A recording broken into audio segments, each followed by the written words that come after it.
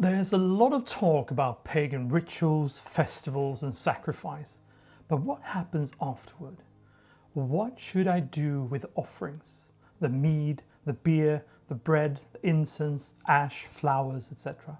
once the ritual is over? Is it really respectful to just leave it there to rot?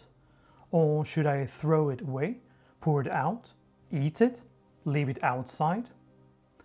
I'll walk you through how to gracefully and respectfully dispose of old offerings, the principles behind respectful disposal, and authentic practical methods you can use in modern life.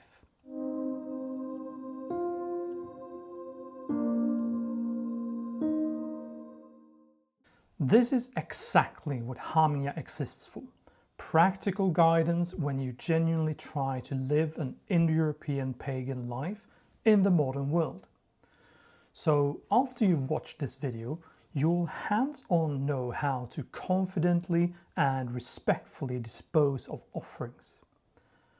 This video is part of a much larger learning journey inside the Hamingja membership, where the goal is to gradually build a grounded, natural, lived spiritual practice through habits, practical frameworks, and everyday integration.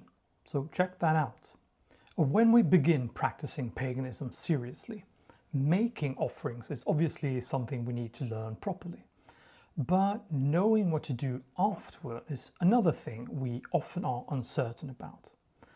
And this is a question I get all the time. What do I do with the old offerings? How long should they stay? Is it disrespectful to throw them away? Part of the reason this feels confusing is because, well, first of all, because no one teaches us these things anymore, but also because our ancestors performed rituals under very different conditions than we do today.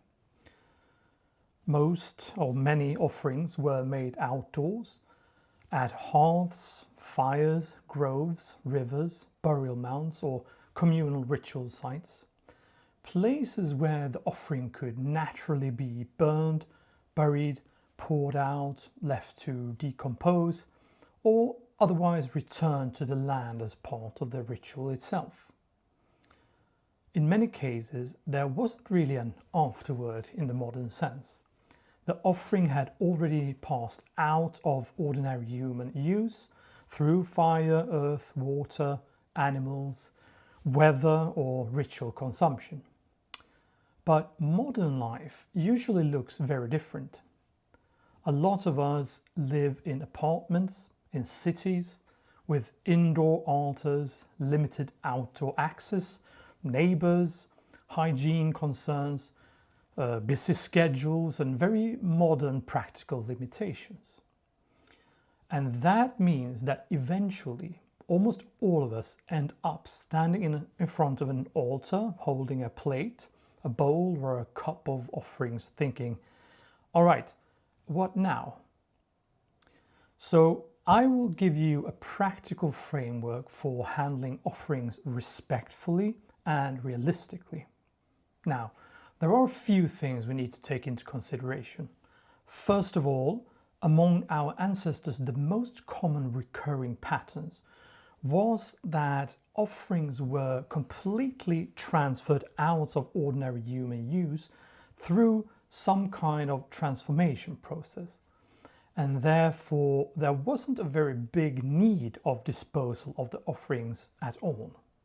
Fire was most likely the most important ritual mediator, conveyor or transformer of offerings. So the offering, like burnt meat and fat, incense, grain, cakes, libations, they were offered through flame and smoke and were automatically disposed of that way. Another very common sacrifice technique was the deposition of the offering into rivers, lakes, bogs, wells, pits, burial mounds, etc. Here too we have the problem solved by itself. The offering is disposed of through the deposition itself. Other offerings were consumed communally after it had been given to the divine, so they weren't always completely destroyed. It was often the case that one divine portion was burned or dedicated, and the remaining meat or food was eaten by the participants as a participation in sacred reciprocity and shared ritual order. So here you don't have the disposal problem either. It should be said, however, that some offerings, especially to chthonic beings, the ancestors, and other death-related powers, should be left untouched. We don't want to be contaminated by death. And more about that in our videos on the platform about spiritual pollution and purification. Again, the main focus wasn't disposing in the modern trash management sense, but rather on whether the offering had properly crossed from the human sphere into the sacred sphere. When we look at the sources, Indo-European traditions seem to care far more about reverence, reciprocity, and proper completion than about rigid perfectionism or anxiety-driven rules when it comes to the disposal. Next, it's also important to point out that outdoor versus indoor practice changes the equation. Again, historically, most offerings naturally disappeared through fire, water, or communal consumption. And that's, of course, still the best modus operandi. However, modern lifestyle often create a situation ancient people didn't really have in the same way. Our ancestors generally lived much closer to the land, to open hearths, to seasonal rhythms, and to natural cycles of decay and return. Ritual life was often integrated directly into farms, villages, forests, rivers, burial grounds, and communal sacred spaces. But many modern pagans live in apartments, suburban homes, or dense urban environments. We practice at small indoor altars, on shelves, windowsills, kitchen tables, or even balconies. We may not even have access to ritual fires, or private land, or sacred groves, or places where offerings can simply be left to return naturally to the earth. And because of that, we eventually encounter a modern spiritual question. How do we dispose of offerings respectfully while still living within modern practical realities? Because if pagan spirituality is to be a lived, sustainable, everyday path, then we need practical and respectful ways to integrate these ancient principles into modern life. That's exactly what our ancestors did. Let's start this practical guide with some principles to understand the mindset behind them. One important thing to understand here is that time itself isn't the main issue, at least not from the perspective of the divine kindreds. The gods, the ancestors and spirits are not sitting with a stopwatch and measuring whether you removed an offering after exactly 6 hours or 24 hours. So you won't find any sources saying things like, leave offerings for exactly 24 hours, dispose of them after 3 days, or always remove offerings before sunset. Time matters mostly for practical human reasons. Freshness, cleanliness, the rhythm of your household, the completion of the ritual cycle, and your own sense of spiritual order. As always, paganism is rational and practical, and not something else than life itself. I'm sure that you wouldn't leave all the used plates and dishes and bowls and glasses out for several days after the dinner party is over. It's not necessary. I mean, the guests aren't there anymore anyway, And to be honest, it's quite nasty. Same thing here. Offerings can be removed once they've clearly completed their ritual function. Leave it long enough for the act of giving to be completed until you know it has been accepted.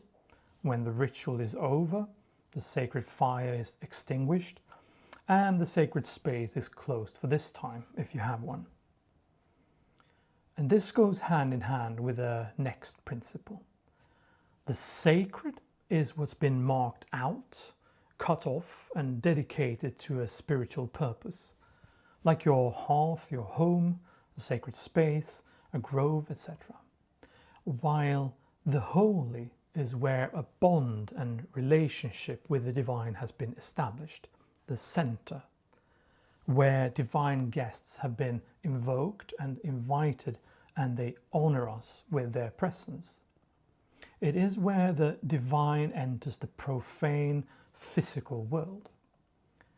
This matters because the divine enters the physical realm, well, if we perform things correctly, that is, and if we don't burn our offerings, the shining ones take the spiritual part of the offerings, the spiritual value, the gift, the life force, the effort, the hospitality, the gesture, etc. So what's left is therefore only the material physical part. We need to distinguish between those two. And that still belongs to the physical realm and the beings that inhabit it. So this is important to remember. The main principle and the most important insight here is therefore that the gods and the ancestors take the spiritual part of the offerings, and we then give the rest of the offerings to the beings that are in this physical realm, like the land spirits, for example, and other beings tied to this realm. So, how do we dispose of offerings in a respectful way after the divine has taken the spiritual part? One very good and historically grounded way to handle offerings, assuming they are, of course, edible or drinkable and not specifically dedicated to underworld beings or rites where total relinquishment is more appropriate, is actually to consume them afterward, consume the offerings. And this may feel surprising to some modern pagans because many people unconsciously assume that an offering becomes somehow untouchable once it has been given. But in the Indo-European traditions, ritual meals and communal feasting were an essential part of the sacrificial process itself.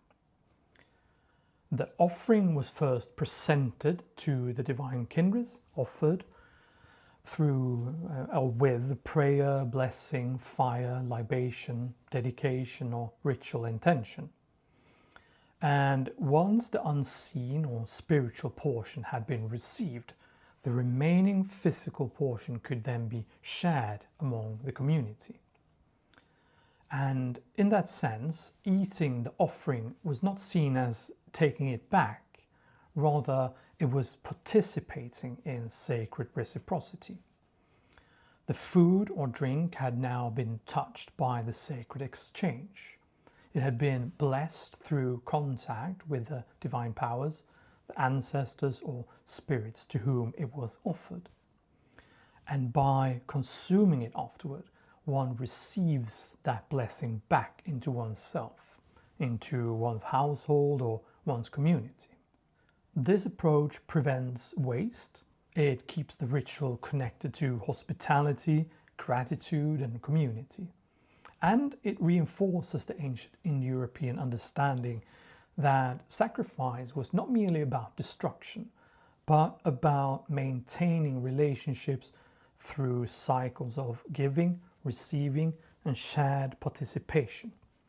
So one beautiful practice is to hold a simple meal or a big feast after a ritual where the offerings are respectfully consumed together. Sometimes practical reality simply means that we cannot dispose of offerings immediately. Maybe you live in an apartment. Maybe you don't have access to a fire that day. Maybe you're waiting until your next ritual, your next hearth prayer, your next outdoor gathering, or your next opportunity to return the offerings properly through fire or to the land. And honestly, that's completely fine. Again, the divine powers are not counting hours on a clock. What matters is that the offerings are being handled respectfully and intentionally rather than carelessly. So one very practical thing I personally recommend is this. If you need to keep offerings for a while before disposing of them, move them away from the active living spaces of the home and store them properly until the ritual cycle can be completed. I usually suggest keeping them in the least used part of the house, somewhere quiet and out of the way, rather than leaving old food and drink sitting visibly on the altar indefinitely for too long. And practically speaking, plastic containers, boxes, jars or bottles are extremely useful for this. You see that here in the picture. Not because the offerings are impure, but because we still live in physical reality. Food rots, liquids smell, we might have sticky-fingered kids, cats or dogs, and there's no spiritual value in turning your home into an unhygienic environment. So keeping offerings sealed after the ritual, that is, and respectfully stored and out of the way until they can be returned through fire, earth or other appropriate means is often the most balanced solution. Again, paganism is practical. And this balance between reverence and practicality is something modern paganism desperately needs more of. Now, one of the most beautiful and meaningful ways to handle offerings, and personally the method I use most often, is to simply leave them out for the land spirits and the living world to take. Earlier we talked about the idea that the divine kindreds, they receive the unseen or the spiritual portion of the offering through the act of sacrifice itself. And once that part of the offering has been received, the remaining physical portion can become yet another gift. A gift to the land and the spirits of the place. So leaving offerings outside in an appropriate place, under a tree, near a stone, at the edge of a grove or in a garden, beside a hearth site or in another respectful natural setting, can be a very powerful way to complete the offering cycle. And as I said, this is personally the method I use most of the time because it feels natural, it feels reciprocal, and it allows the offering to continue participating in life rather than simply being discarded. When done thoughtfully, this can be one of the simplest and oldest and most beautiful ways to return offerings to the wider sacred cycle. Another very beautiful, ancient and deeply authentic way to return offerings is through water. Rivers, creeks, lakes, springs, wetlands, bogs, and the sea itself have been sacred places of offering throughout the Indo-European world for millennia. Water carries, water transforms, water connects worlds. And remember that the fruits of the world tree, that is our lives and everything we do, always end up in the waters of chaos and then back. Especially when it comes to liquid offerings, returning them to flowing or living water can feel incredibly natural and symbolically complete. What I'm pouring out here is a mixture of the last few days' offerings from my altar, mead, wine, milk and water. All traditional and very meaningful substances to offer within Indo-European spiritual traditions. And I've stored them here in the bottle. I think many modern pagans underestimate how spiritually powerful simple acts like this can be. You don't always need elaborate ritual performances. Sometimes quietly returning an offering to a river with gratitude and reverence is more than enough. Another very good, historically grounded and deeply symbolic way to dispose of offerings is simply to return them directly to the earth through burial. This can be done by digging a small hole or offering pit and placing the offerings there respectfully. As we discussed earlier, many offerings throughout history were returned to the powers through earth, fire, water, bogs, pits, mounds, groves, etc., and other liminal or sacred places. The core principle was often not destruction, but return. Returning the offering out of ordinary human use and back into the wider sacred and natural cycle. So burying offerings is absolutely an authentic and respectful way to complete the ritual process. And in many ways, it can feel especially meaningful because the offering quite literally returns to the living land from which it originally came. Now, of course, this should be done with common sense and ecological awareness. The pit should also be preferably be dug somewhere where it won't negatively affect your surroundings, your neighbors, walking paths, etc. A small discreet spot in nature, a garden, near a tree or another appropriate place is often ideal. And if you have a sacred outdoor space, a grove or a hörgel or another ritual area, you can even establish a dedicated offering pit nearby, but it should be outside the sacred space itself. It was, by the way, common to bury the offerings in clay pots, etc., all sorts of vessels, but you don't have to do that. I mentioned earlier that fire has an extremely important role and that offerings were most often burned. But if the ritual you've been part of or performed yourself wasn't centered around the sacred fire or burning offerings, another very good option is to let the offerings remain for a period of time, overnight, full day, or sometimes a couple of days, depending on the situation, and then later return them through fire. That's okay. Sometimes we just have to let the offering remain for a while and then later complete the process through burning. Sometimes that takes a while. And this doesn't necessarily require some dramatic ceremonial bonfire every single time.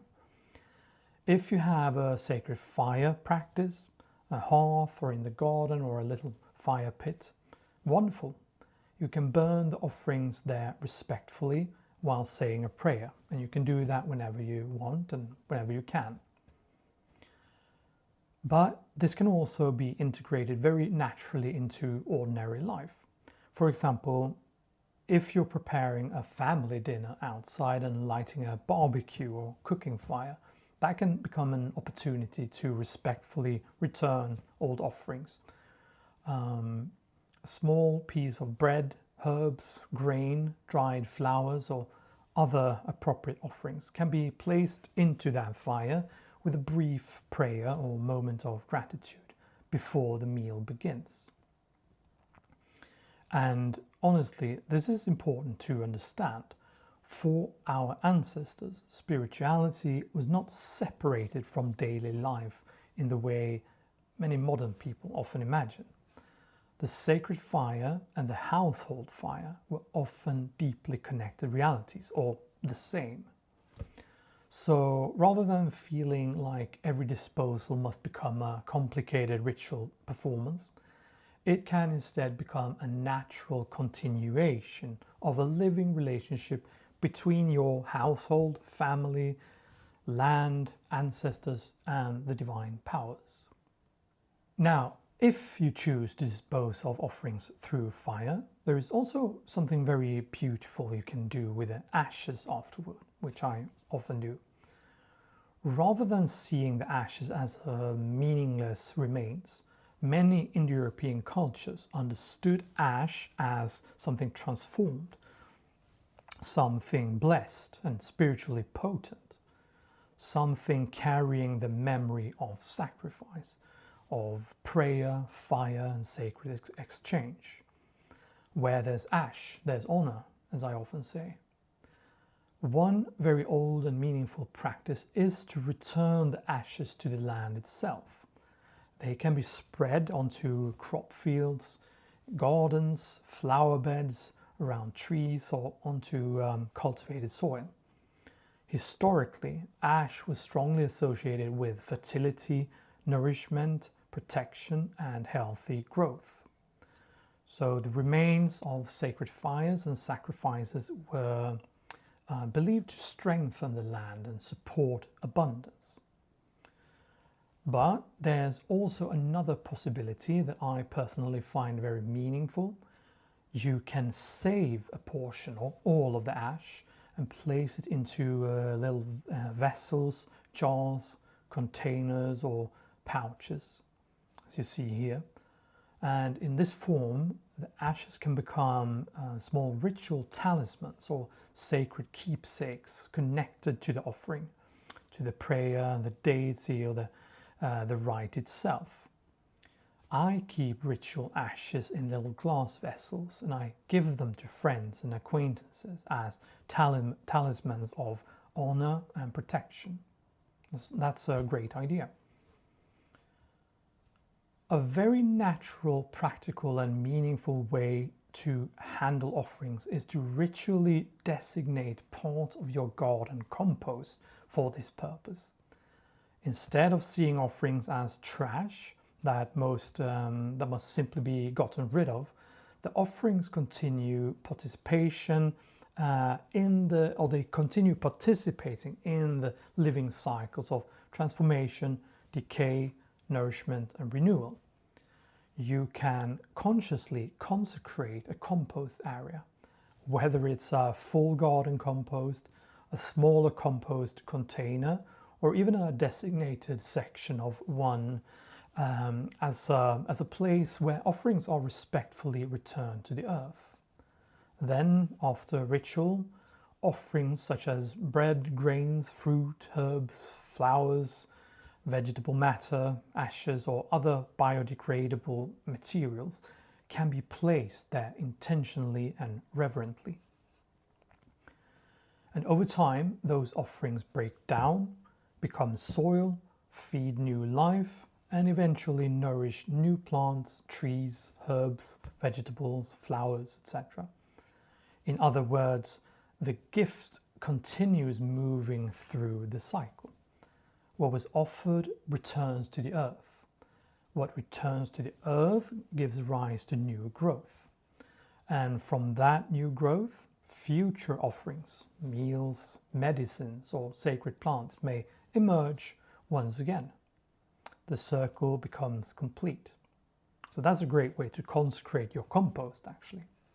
So even something as simple as a compost pile can become part of your sacred relationship with land, household, ancestors, spirits, gods, etc. And finally, regardless of which method I use, whether I burn the offerings, bury them, leave them out for the land spirits, return them to water, or consume them in ritual fellowship, I always end the process with a small prayer and moment of gratitude. Because in my view, disposing of offerings is not simply a practical task. It is the final part of the ritual itself. The offering carried intention. it carried reverence. It participated in the sacred exchange between ourselves and the divine kindreds and the living world. And because of that, I think it deserves to be treated with gratitude even at the very end. So before or when I remove the offering, I usually take a quiet moment to thank it for its role, to acknowledge what it has carried, and to respectfully take farewell of it before it continues into the next stage of the cycle. And you'll hear one prayer here, and you'll find many other prayers on the Hamingja platform. Blessed was this offering when it was set aside from ordinary use and given in reverence to the holy ones. May the unseen portion have reached those for whom it was intended. May the gift have been accepted in goodwill, and may right relationship be strengthened between us. We thank this offering for having carried prayer, intention, honor, and remembrance. What was given was not lost, but entered into the great cycle of gifting, receiving, and returning. And now, with respect, we return the earthly portion to the living world. May the land receive it peacefully. May the spirits of earth, place, and growing things take what remains in balance and harmony. May nothing given in reverence go to waste.